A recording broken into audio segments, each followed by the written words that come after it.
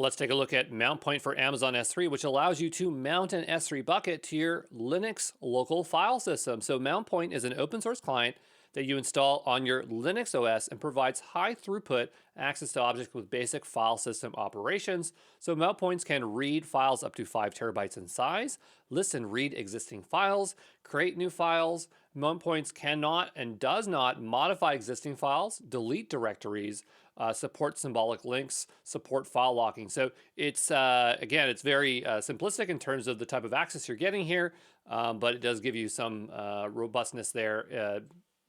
Working with a Linux file system, which is nice.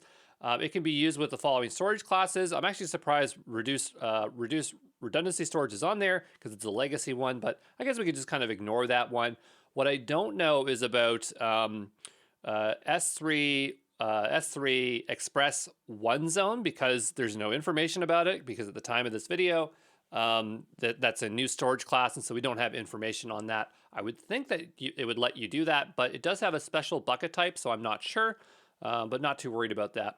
Mountpoint is ideal for apps that don't need all features of a shared file system and POSIX style permissions, but requires S3's elastic throughput to read and write large S3 datasets. So how are we going to use this? Well, the first thing is we're going to install Mountpoint, and this is obviously going to vary based on what kind of Linux you're using. So this one is going to be based on using the Red Hat package manager. So whichever OS flavor supports that is going to utilize that, like Red Hat or CentOS.